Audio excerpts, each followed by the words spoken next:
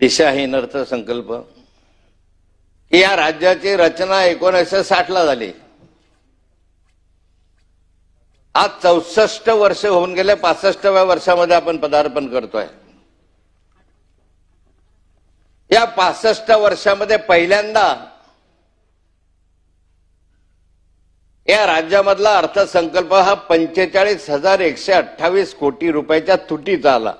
सभापती महोदय, गेल्या अनेक वर्ष या विधान भवनामध्ये काम करण्याची संधी मला मिळाली। फार 85 साली 80 साली अशी स्थिती होती की 100 कोटी मायनस जरी झालो आपण तर अख्ख्या महाराष्ट्रभर अग्रलेख लिहिले जायचे की राज्याचा अर्थसंकल्प हा मायनस मध्ये आहे, तुटीमध्ये आहे। टीका व्हायची, टिप्पणी व्हायची, काय चाललंय या राज्यामध्ये। मागच्या वर्षी हा अर्थसंकल्प 675 कोटी रुपये तुटीचा होता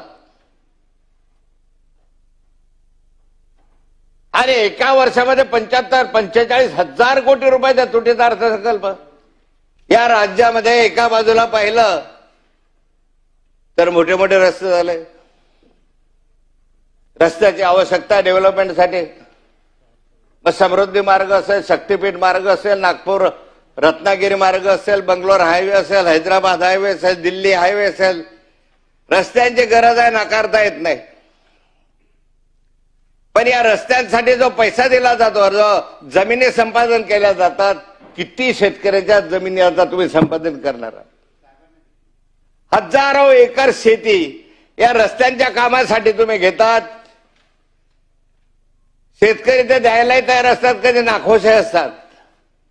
पण माझा प्रश्न या ठिकाणी आहे, त्या शेतकऱ्यांच्या वडिलोपार्जितच्या जमिनी, वर्षानुवर्ष कचत असलेल्या जमिनी, हाड आणि हाडामासाच्या रक्ताचं नातं असलेल्या त्या जमिनी तुम्ही मातीमोल भावाने विकत घेतात। का करतात असं? माननीय मुख्यमंत्री देवेंद्र फडणवीस साहेब मागच्या कालखंडामध्ये विरोधी पक्ष नेते होते आणि विरोधी पक्ष नेते असताना सभागृहामध्ये त्यांनी भाषण केलं होतं की शेतकऱ्यांच्या जमिनी तुम्ही मातीमोल भावात घेतात, शेतकऱ्याचं जीवन उद्ध्वस्त करतात।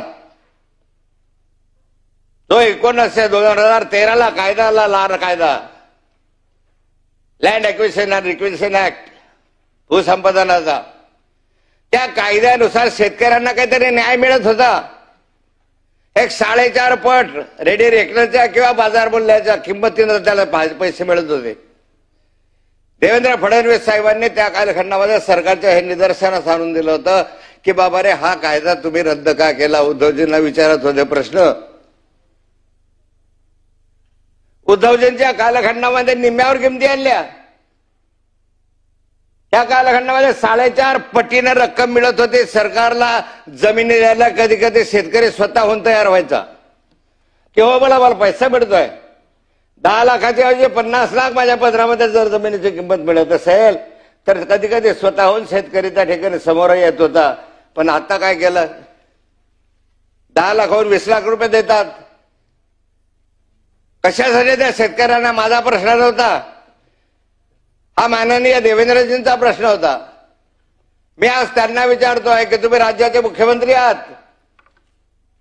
तुम्हाला एवढ्या मोठ्या जमिनी घ्यायच्या आहात तर त्या शेतकऱ्यांना का मारतात? का त्याचं जीवन उद्ध्वस्त करतात? तुम्हाला कोणी अधिकार दिला या ठिकाणी? एका ठिकाणी समृद्धी मार्ग तुमचा लाडका मार्ग आहे, एका ठिकाणी शक्तीपीठासाठी तुम्ही प्रयत्न करतात, त्यासाठी वेगळे भाव देणार आणि मुक्ताईनगरून जाणारा, माझ्या शेतामधनं जाणारा जमीन जो इंदोरवरून आपला हैदराबादकडे जातो राजमार्ग, त्याला 5 लाख रुपये 10 लाख रुपये एकरात जमिनी देणार? घेणार तुम्ही? 10 लाख रुपये एकर नगरपालिका क्षेत्रातल्या जमिनी। अरे एक प्लॉट येत नाही 10 लाखामध्ये, एक प्लॉट घ्यायला गेलो नगरपालिका क्षेत्रात येत नाही। आता तुम्ही आम्हाला म्हणता 10 लाख रुपये एकर द्या, त्याच्या दुप्पट तुम्हाला पैसे देऊ, 20 लाख रुपये एकर देऊ। अरे 70 लाख आणि 1 कोटी रुपये एका हेक्टरचे, एका एकरची जमीन विकत घेतली जाते आज तिथे।